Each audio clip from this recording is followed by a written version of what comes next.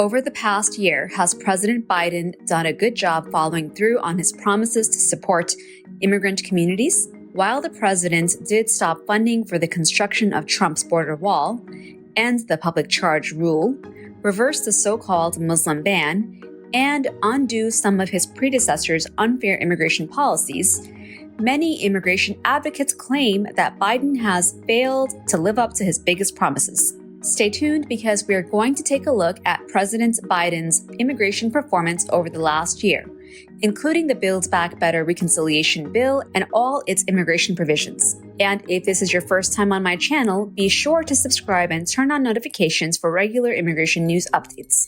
Let's start with a look at Biden's refugee program and how many people have been admitted under it.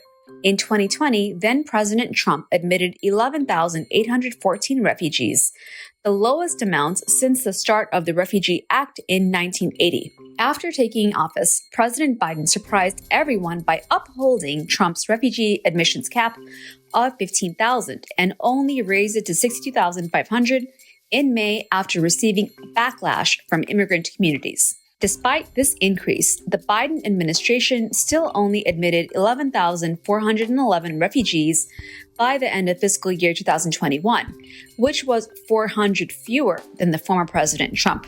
The administration blamed the pandemic and Trump policies, but immigration advocates say that Biden failed to implement virtual interviews, hire more staff, expand the refugee referral system, or make any of the structural improvements necessary to accommodate refugees. George Laurie, policy director with the American Immigration Council, said it's clear at this point that much of what has happened or not happened on immigration is driven by politics at the border. That crisis narrative has forced the administration to direct resources from other places to the southern border, and this is in part a reflection of that. How about the immigration court backlog? Has the Biden administration made any progress reducing it? When Donald Trump took office in 2017, there were 542,411 people with deportation cases pending for the immigration courts. When President Biden took office, that number had jumped nearly 2.5 times to 1.29 million cases. By the end of November 2021, the total number of cases had continued to increase and now stands at 1.56 million cases, with an average hearing wait time of 905 days. In addition, current wait times for asylum cases average 1,621 days, and more than 40% of asylum cases filed since October of 2000 are still pending. The Biden administration originally proposed hiring more immigration judges to chip away at the backlog, but has only hired 22 so far, and is instead relying on asylum officers and expedited removal proceedings to slow the court backlog. As with the refugees, this issue appears to be a casualty of the southern border crisis and the politics surrounding it. So let's take a look at that next. How has President Biden's administration handled the increase in migrants at the southern border over the past year?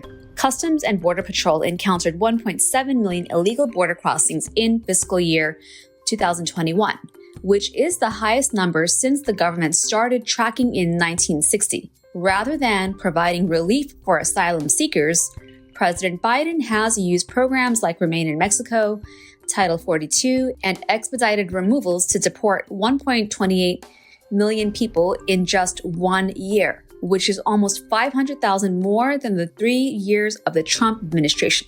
The Biden administration's response has been to assign Vice President Kamala Harris to investigate and address the root causes of migration, which has not resulted in any measurable progress so far. What about the immigration reform we have been carefully following through Congress for the past several months? As most of my viewers already know, the Biden administration included the provisions in the Build Back Better reconciliation bill to reform legal immigration and provide relief to the millions of undocumented individuals living in the U.S. Initially, the bill included a path to citizenship for the approximately 11 million undocumented essential workers, dreamers, TPS holders, and farm workers in the country, as well as measures to reclaim unused green cards and remove the per-country cap for visa applicants. Unfortunately, the immigration provisions were rejected by Senate parliamentarian Elizabeth McDonough, who is the unelected rule keeper for the Senate. Rather than overrule her, Democrats and President Biden have continued to revise their plan in an attempt to satisfy her, watering down immigration provisions each time. As of December 17th, the parliamentarian rejected Plan C, and there does not seem to be another plan in the works. What do you think? Has President Biden done a good job serving immigrant communities? Are you hopeful that the Biden administration will do better in 2022? Leave me a comment and let me know. And in case you did not hear the parliamentarian's decision on Plan C earlier this month, I will include a link to that video here. I will also continue bringing you additional immigration news as it's available, so be sure to subscribe and turn on notifications if you haven't done so yet. Click here to watch this video next, and I'll see you there.